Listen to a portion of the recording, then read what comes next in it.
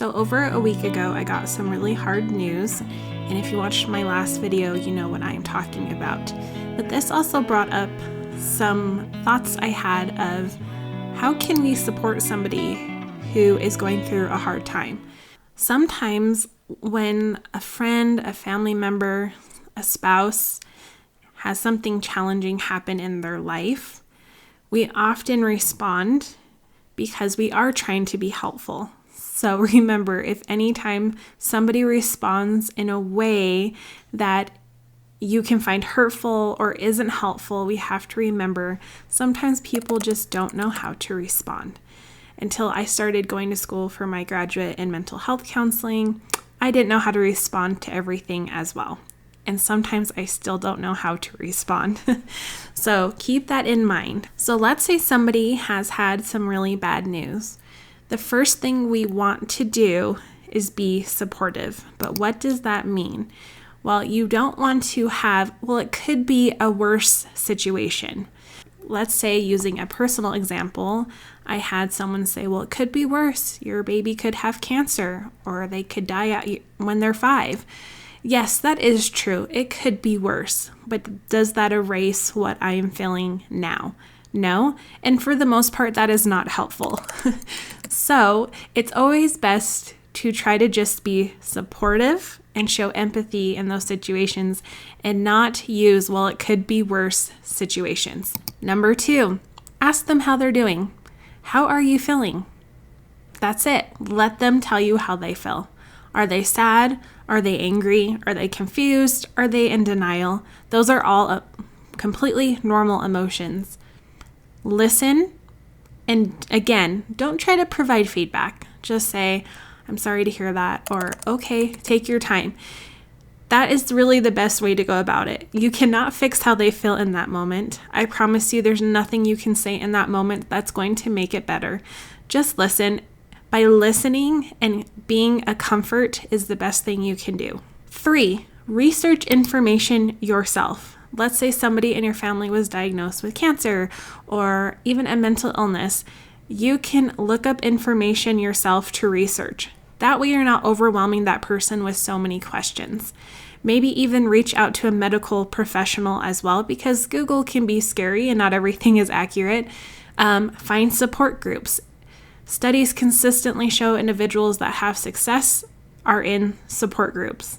Not everyone would agree, but AA can be really beneficial with individuals who are trying to overcome addiction. So this is why a support group, reaching out, asking people who have been in this situation advice is really a great step. And 4, ask them if they need anything. A lot of times when we are in really hard situations, it can be hard to think about cooking dinner. It can be hard to run to the store to grab milk, even if it's down the street. So providing a outlet for them to know, if you need milk, let me know. I will just drop it off. If you want a coffee because you are tired, I will just drop it off.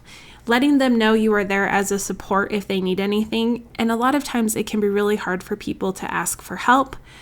So let them know, I really am here. If it's milk, I promise you, if it is something like that, I am here to help. And of course, let them know if they need to call you and they are upset, you are there to listen. Again, listening is a hard skill, but that is the best thing you can do. Listen to them. Even if their thinking is not rational, even if they are in denial, still listen.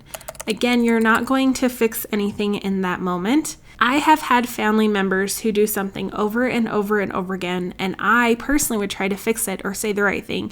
And eventually I came to the conclusion that at that moment I was not a mental health professional. So I began saying, I think it's best if you just speak to somebody. People have a lot of success from speaking to mental health professionals because they are professionals in it, such as grieving, addiction, trauma. But again, my goal is not going to be to fix it. So if you do see somebody who is really struggling, I would just encourage them to reach out to a mental health professional who can actually sit down with them and have more of an idea of how to help them in a healthy way. If a person at any time has any thoughts of hurting themselves or someone else, make sure you reach out to sources in your area. I will also have some information down in the description on what we can do in those situations. In those situations, if somebody really does have thoughts of hurting themselves or somebody else, it's really important we act on it as quickly as possible, because we do not want to just sit on those thoughts. And mostly, we are not responsible for other people's actions, thoughts, or feelings. So those are my 4 best pieces of advice. If you know somebody who has gone through something, how can we actually support them? Our goal is to show empathy. Our goal is to just be there to listen, and for them to know we are here as a person. We're not here to fix it. We're not here to know the right answer, but we are here to support. Thank you for watching this video. I really hope it was helpful. Please let me know in the comments, what are your thoughts about these? What are some things that you find helpful when you are trying to support somebody? And I will see you in my next video.